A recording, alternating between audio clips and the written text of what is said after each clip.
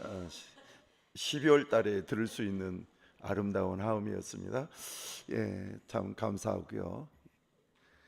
성탄절을 위한 찬양들 이렇게 보면 참 은혜가 돼요. 가사가 은혜가 되고 또 여러분들의 표정이 또 은혜가 됩니다. 감사합니다. 축복합니다. 자, 우리 하나님, 우리 옆에 분하고 인사합시다. 자, 성탄절이 이제 점점 가까워지고 있는데, 자, 우리 어떻게 인사하냐면 하나님이 함께 하십니다. 시작. 예, 하나님이 함께 하신다. 오늘은 하나님께서 함께 하시는 예배 될 줄로 믿습니다. 우리가 성경을 통해서 성경을 보면 긍정이라는 내용보다는 믿음에 관해서 얘기를 하죠. 근데 믿음 안에는 긍정이 포함이 되어 있죠. 언젠가 제가 여러분들에게도 한번 말씀드렸는데 점 하나의 기적이라는 글을 읽은 적이 있었죠. 그래서 그것을 세민아 어디가? 지금 띄워줘야 돼.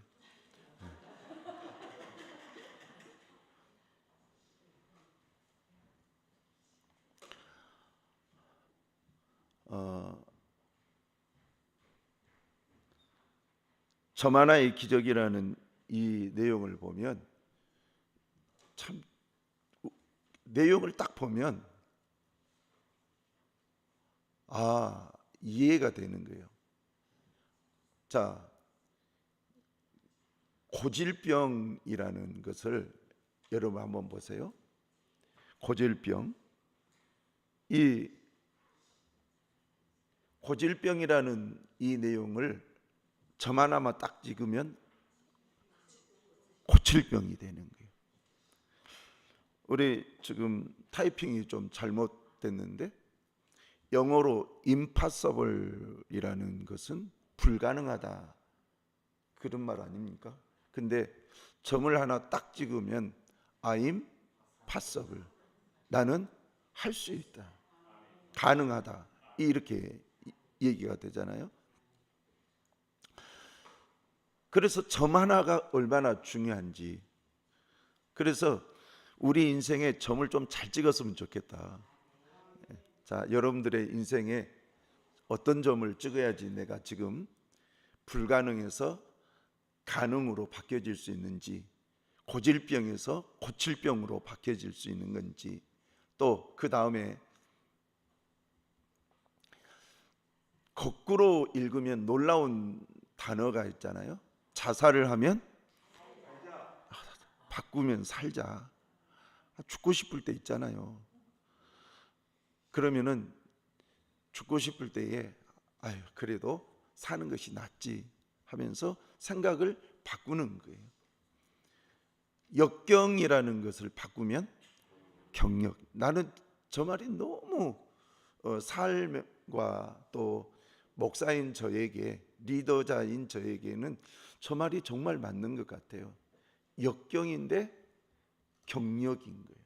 역경인데 경력. 역경이 쌓아지면 뭐가 된다? 경력이 된다. 저는 우리 모두가 역경을 지금 겪고 있는 줄로 생각을 해요. 여러분들이 역경을 겪고 난 어느 날 보면 그것이 꼭 경력이 돼서 누군가를 세울 수 있는 여러분들이 되시기를 축복합니다. 오늘은 동방박사에 대해서 말씀을 전하려고 해요. 우리가 제목은 예수님의 별을 보고 온 사람. 이 사람은 누구냐면은 동방박사거든요. 근데 우리가 동방박사에 대한 내용은 이렇게 동방에서 왔다 뭐 이렇게 끝내버리고 마는데, 오늘은 동방박사에 대해서, 다음 주에는 양떼를 지켰던 양치기에 대해서 그렇게 말씀을 전하려고 해요. 동방박사 도대체 이 성경에서 이 동방박사는 하나님의 구원 사역인 예수님의 탄생에 함께 했던 자들입니다. 그래서 이 동방박사는 예수님의 탄생에 빼놓을 수가 없어요. 동방박사, 예수님의 탄생 그러면 얼른 떠오른 것이 누구라고요? 동방박사예요. 그러면 동방이라는 것이 어딜까라는 거예요. 여러분, 동방이 어딜까요? 대답하기가 어려우면 그 거시기 있잖아요. 이렇게 하면 돼요. 거시기. 이 동방이라는 이것은 이 페르시아, 메데, 아라비아, 바벨론 이런 개념으로 정리가 돼요. 근데 이 네 지명 중에서도 특별히 바벨론의 개념이 아주 강해요. 왜냐하면 BC 586년에 남유다가 바벨론에 의해서 멸망을 당하잖아요. 근데 BC 506년 이 되기 이전에 이미 두 번의 포로로 끌려가서 이스라엘 백성들이 어디에 남유다 이스라엘 백성들이 바벨론에서 살고 있었어요. 그러다가 BC 586년에 나라가 완전히 망하고 또 세 번째로 포로로 끌려가서 이 바벨론 지역에 살았어요. 그렇기 때문에 바벨론 지역에는 누가 많느냐? 남유다 사람들이 많다라는 거예요. 남유다 사람들은 어떤 맥락을, 영적인 맥락을 가지고 있냐면 바로 아브람과 다윗, 솔로몬, 르호보암, 즉 하나님께서 다윗을 통해서 왕을 계속적으로 있게 하겠다라고 하면서 약속해 주신 다윗의 언약이 있는 그런 사람들이 남유다에 있다가 남유다에서 이제 남유다가 멸망하니까 이 사람들이 어디로 가느냐? 바벨론으로 갔다는 거예요. 그런데 남유다, 즉 다윗의 언약이라는 이것 안에는 앞으로 메시아가 올 거라는 거예요. 이 메시아가 올 거라는 이 내용이 늘 있기 때문에 포로로 끌려갔던 남유다 사람들이 그곳에서도 하나님 앞에 예배를 드리면서 무슨 생각을 늘 했느냐? 우리를 구원해 주실 메시아는 반드시 온다. 반드시 온다. 그것을 믿었어요. 그런데 그렇게 반드시 온다고 믿은 이들의 신앙을 천문학자들이, 즉 바벨론에 있었던 천문학자들이 저기 남유다에서 포로로 끌려왔던 이 사람들이 구약 성경을 가지고 다윗의 언약을 얘기하면서 틀림없이 우리의 메시아는 이 세상에 온다라는 거예요. 도대체 그 신앙이 너무나도 절대적이었기 때문에 천문학자들은 그것을 연구하기 시작한 거예요. 그래서 이스라엘 사람들이, 남유다 사람들이 말하고 있는 메시아, 이분은 도대체 언제 오실 것인가? 그리고 그분은 누구신가? 이 부분에 대해서 천문학자들이 아주 깊게 연구를 합니다. 그러면 여러분, 이 연구를 한 사람을 우리는 동방박사 이렇게 얘기해요. 동방박사. 그럼 박사라는 이 말은 헬라어로 마코이라는 말인데 천문학자 이 말이에요. 자, 따라서 합시다. 천문학자. 물론 제사장이라는 그런 개념도 있고 지혜자라는 개념도 있지만은 오늘 이 성경과 연관돼서, 별과 연관돼서 우리는 봤을 때에 이 사람들은 천문학자다라는 거예요. 그러면 이 천문학자들은 도대체 몇 명인가?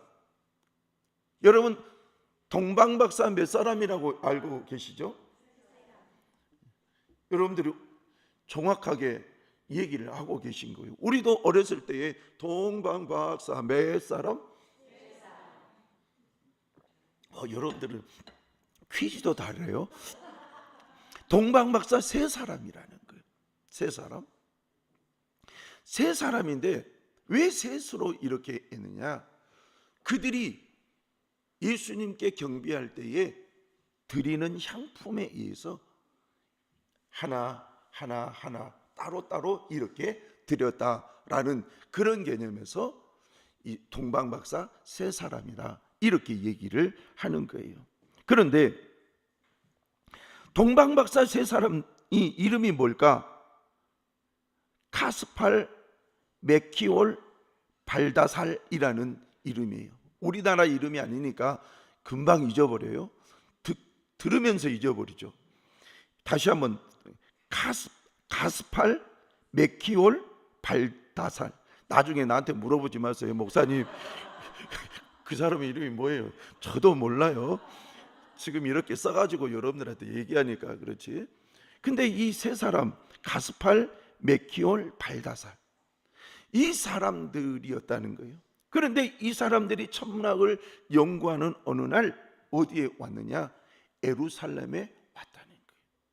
그런데 예루살렘에 왔는데 놀라운 일이 일어났어요.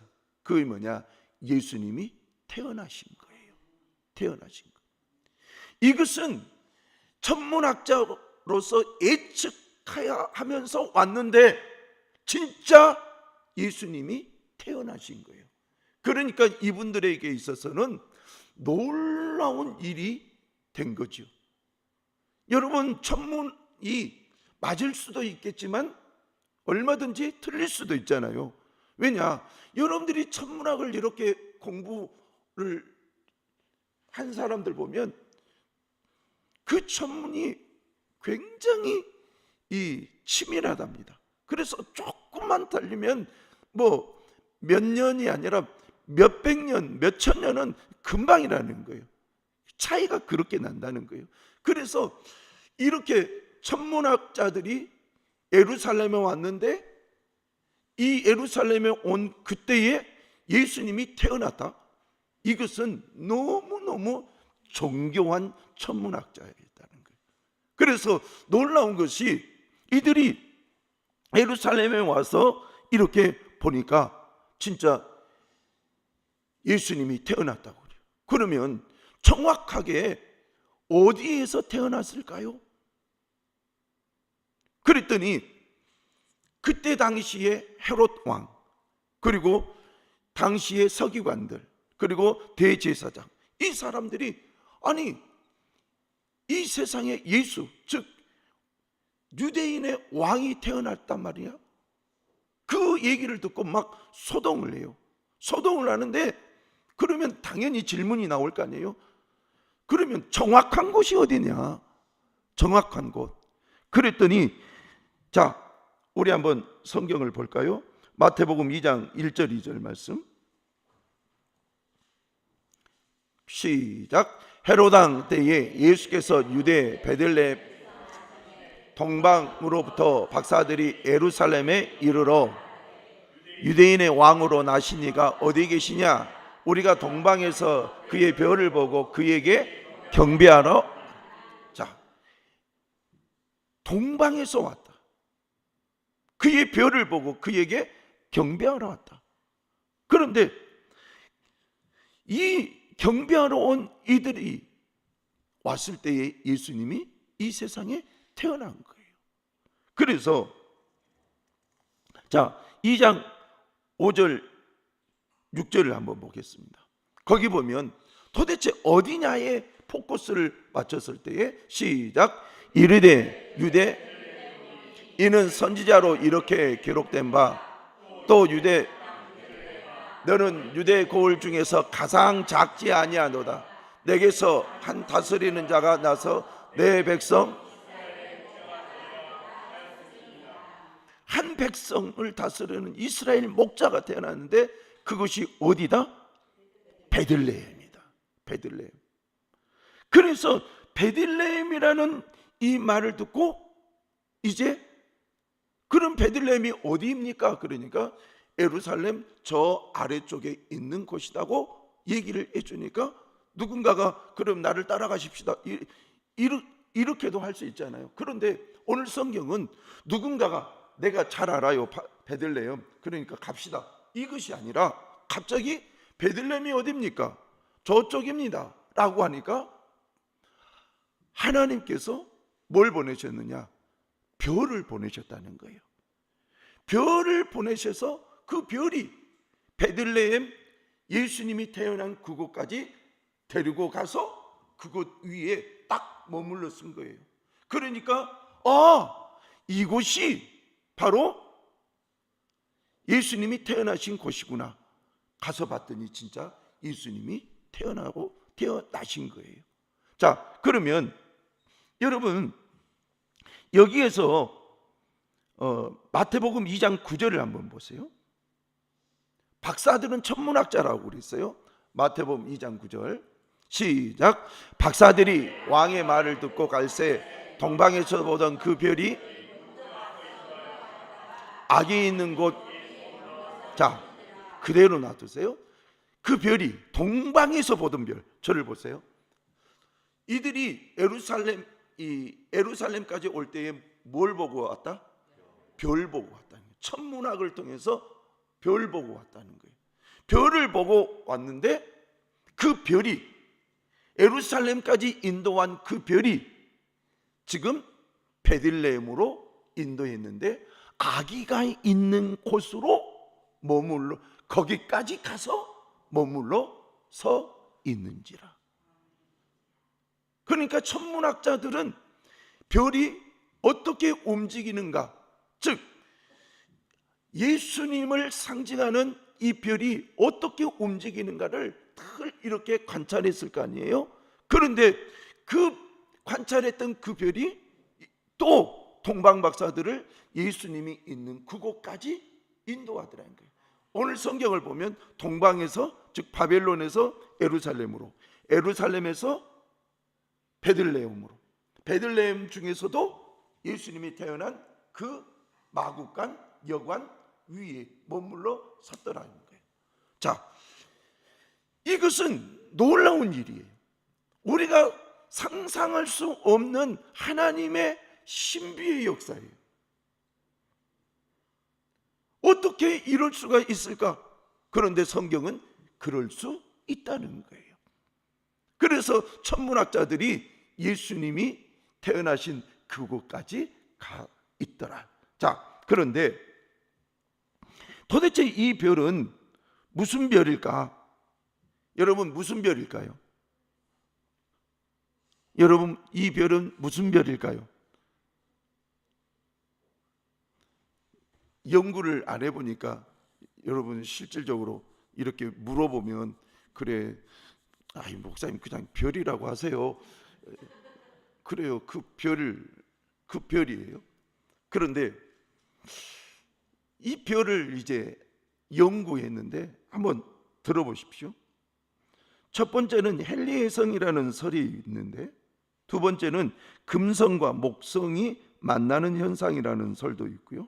세 번째는 목성과 토성이 만나는 현상이라 이렇게 얘기하는 것이 있어요. 그런데 이 첫 번째 헬리해성과 금성과 목성이 만나는 현상, 이것은 천문학자들이 이것은 이렇게 제껴 놓는 거예요. 그리고 뭘 받아들이느냐? 목성과 토성이 만나는 현상설, 이것이 바로 천문학자들이 저것이 바로 예수 그리스도께서 이 세상에 태어날 징조가 있는 별의 만남이다, 이렇게 하는 거예요. 자, 그러면 이 부분에 대해서 좀 더 얘기를 하면 베들레헴 별에 대해서 최초로 과학적 근거를 연구한 사람이 있어요. 베들레헴 그 위에 떠 있는, 바벨론에서 예루살렘으로, 예루살렘에서 베들레헴으로 온 동방박사를 이끌어 온 이 별, 이 별을 과학적으로 연구한 사람이 있는데 그것이 누구냐면은 행성운동의 3법칙으로 유명한 케플러라는 사람이에요. 이 케플러라는 사람은 기독교 신자였는데 독일에서 살았어요. 그러다가 독일에서 살았는데 이 독일에서 살다가 독일에서 핍박을 받아요. 개신교로서 핍박을 받고 이 사람이 체코 프라하로 이주를 해버립니다. 그래서 그곳에서 별을 유난히 많이 관측한 티코 브라헤라는 사람이 어마어마한 별을 연구한 그 자료를 가지고 이 케플러가 또 연구를 하는 거예요. 그 많은 자료를 가지고 케플러가 연구를 하는데 이 연구한 이 자료를 통해서 행성운동의 3법칙을 알아내는 거예요. 행성운동의 3법칙. 그러면 이 행성운동의 3법칙의 연구 결과를 이렇게 한번 제가 여러분들에게 말씀을 드릴게요. 여러분 저것은 복잡하죠? 뭐가 뭔지 모르겠죠? 그런갑다 이렇게 하고 넘어갑니다. 이제 저를 보여주세요. 연구 결과를 보면 최초로 과학적인 연구 결과예요. BC 7년 5월달 그리고 10월달 그리고 12월달에 목성과 토성이 물고기 자리에서 3번의 합을 이렇게 일치를 이룬 거예요. 그러면서 그 별들이 밝게 빛나는 거예요. 밝게 빛나는데 이때의 목성은 왕을 의미했고 그리고 토성은 유대 민족의 수호성을 의미했고 그리고 물고기 자리죠. 물고기는 뭘 의미했느냐? 그리스도 예수님을 의미했다라는 거예요. 그래서 이 케플러는 토성과 이 목성과 토성, 물고기 자리 이것이 3개로 합하여서 밝게 빛난 그 사실을 통해서 유대인의 왕이며 구세주인 예수님이 그리스도가 이 세상에 태어날 거라는 것을 징조로 그때부터 여기게 되었답니다. 자, 그런데 케플러 이 연구를 최신식 컴퓨터 시뮬레이션을 했어요. 그랬더니 3차례의 합은 BC 7년 5월 29일, 9월 29일, 12월 4일에 이렇게 나타나는데 첫 번째 BC 7년 5월 29일 날 목성과 토성이 물고기 자리에서 빛을 발하는 첫 번째 합을 보고 동방 박사들은 저것은 메시아가 태어날 징조다 그렇게 이해를 했다라는 거예요. 그리고 이후에 이제 8월 달에 다시 두 행성이 접근해 가지고 또 빛을 발하는데 그때에 동방 박사들은 메시아가 태어날 것 같다. 점점 더 태어날 날이 가깝다. 그러니까 우리 준비하자. 이렇게 됐다는 거예요.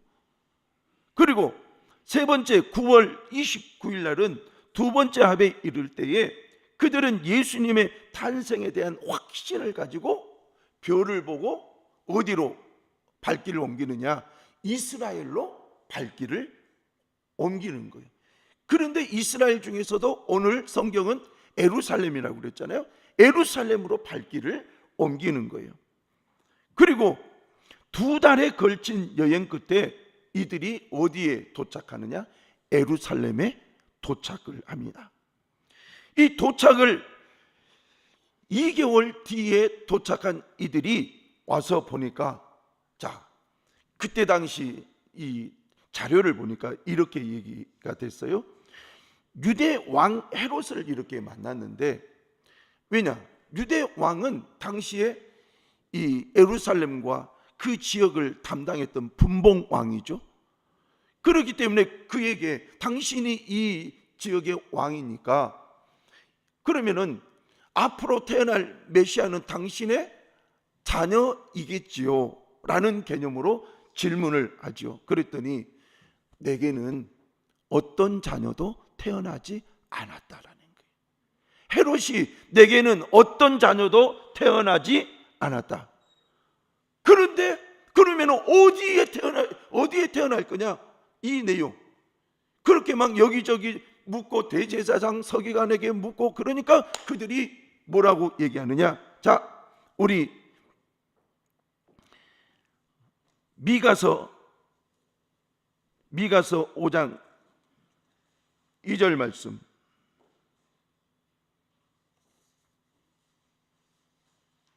세미나 미가서 5장 2절 저 뒤쪽에 있다. 미가서 5장 2절 말씀.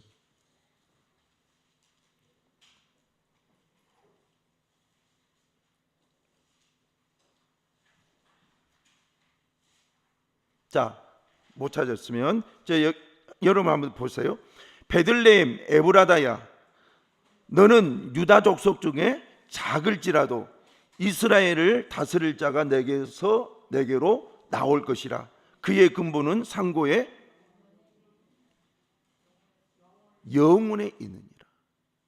즉, 이 말씀은 무슨 말씀이냐?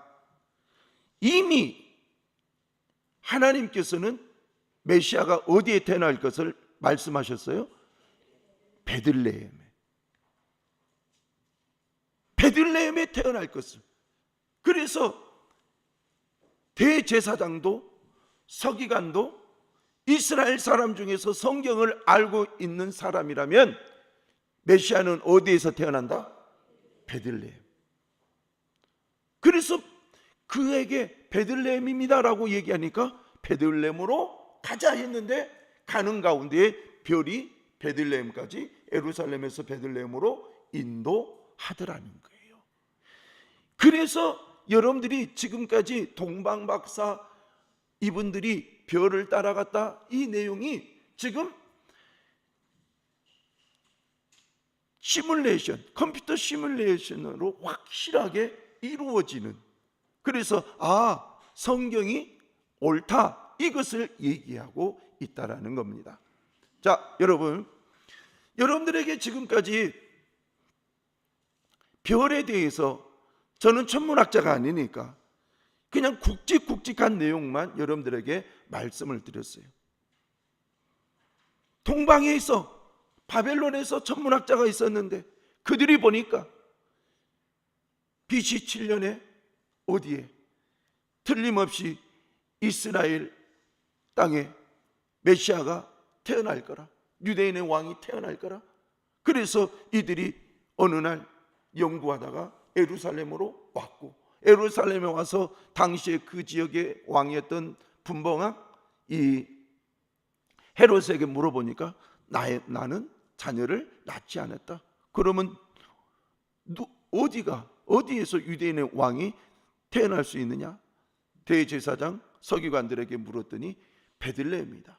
그래? 그러면 성경이 말한 그 베들레헴으로 우리 가자 해가지고 갔더니 그냥 가는 것이 아니라 별이 이끌어서 갔더니 진짜로 베들레헴 그곳에 아기 예수가 계시더라는 거예요. 이거예요. 그래서 여러분들이 최소한 오늘 제가 여러분들에게 전달해 드린 이 내용은 기본적으로 좀 알고, 동방박사 세 사람이 별을 따라 왔는데 그 별이 베들레헴 마국간 위에까지 인도했고 그 인도함 따라 왔더니 진짜로 예수님이 계시더라. 자, 그러면 제가 오늘 이 내용을 통해서 여러분들에게 얘기하고 싶은 것이 있어요. 그게 뭐냐? 유대인들은 아기 예수가 태어날 것을 바라고만 있었지, 그냥 믿고만 있었지 찾고 연구하지 않았다는 거예요. 진짜 예수님의 태어나신 이것을 찾고 연구한 사람들은 누구냐는 거예요. 바로 천문학자, 바벨론의 천문학자들이라는 거예요. 이렇게 천문학자들을, 예수님의 태어나심을 연구하고 찾는 이들에게 처음으로 예수님의 탄생을 하나님이 보여주시더라는 거예요. 우리는 이 부분을 정말 깊게 생각을 해야 되는 거예요. 내가 하나님의 뜻을 발견하기를 원한다고 한다면 여러분 성경을 보세요. 성경을 보고 성경을 통해서 본 그 말씀을 붙잡고 기도하세요. 연구하고 찾고 기도하고 그럴 때에 하나님께서 만나게 하시고 찾게 하시고. 여러분 에레미야서에 보면 이런 말씀이 있어요. 너희가 온 마음으로 나를 구하면 나를 찾을 것이요 나를 만나리라, 이런 말씀이 있어요. 그래서 우리는 부지런히 성탄절을 통해서 누구를 찾아야 되느냐? 성경을 통해서 예수를 찾아야 되는 거예요. 예수를. 도대체 예수님은 왜 오셨는지, 우리를 위해서 무엇을 하셨는지, 우리는 이미 2000년 뒤에 오늘 성경이 이루어진 모든 성경을 통해서 예수님이 오셨고 그분은 우리를 구원했고 그분을 믿는 자는 우리는 죄사함 받아 영원한 천국에 들어갈 것을 우리는 알고 믿고 있어요. 그렇지만 알고 믿는 것, 이것도 중요하지만 더 하나님의 말씀에 집중해서 마태복음 1장도 보시고 마태복음 2장도 보시고 여러분들이 또 누가복음 1장 2장도 보시고 그러면서 어떻게 해서 예수님이 이 땅에 오셨는가, 요한복음 1장을 통해서도 또 여러분들이 예수님이, 하나님이 어떻게 예수님을 보내셨는가, 여러분들이 성경을 통해서 좀 읽고 찾고 기도하고 그러면서 더 정확하게 왜 예수님께서 오셨는지에 대해서 깨달았으면 좋겠습니다. 예수님이 오신 것에 대해서 깨달음을 가지면 그 사람은 행복해요. 왜요? 나 같은 사람을 위해서 오신 예수님, 나 같은 사람을 위해 오신 예수님. 따라서 합시다. 나 같은 사람을 위해 오신 예수님. 그래요. 예수님은 나 같은 사람이에요. 그러면 나 같은 사람이라는 이 말에는 오늘 우리 전도사님이 기도했던 대로 나는 하나님 앞에 죄 지었고 하나님 앞에 교만했고 하나님을 멀리했고 그런 사람이 나라는 거예요. 그런 나에게 우리 주님은 오셨다라는 거예요. 다 같이 아멘. 그래서 우리는 성탄절을 통해서 더 예수님을 우리 마음의 구주로 영접해야 될 줄로 믿습니다.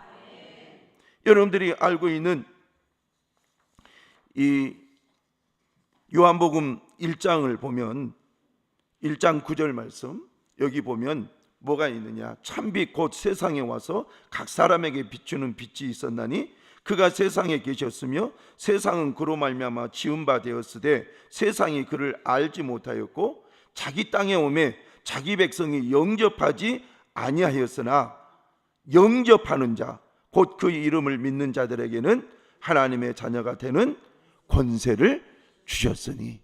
자, 세미나 11절 말씀, 우리 거기서부터 11절 12절 시작. 영접하는 자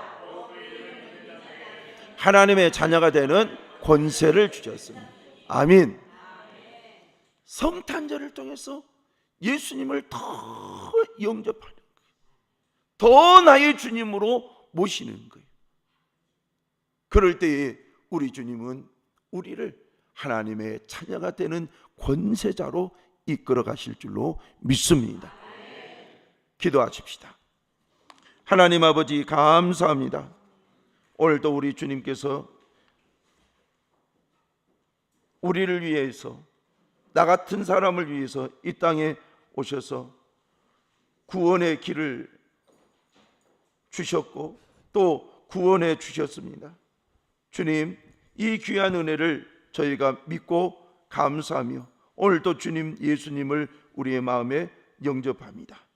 아버지여, 영접한 주님의 은혜의 역사가 우리에게 날마다 하나님의 자녀된 권세자로서 나타나게 하여 주시옵소서.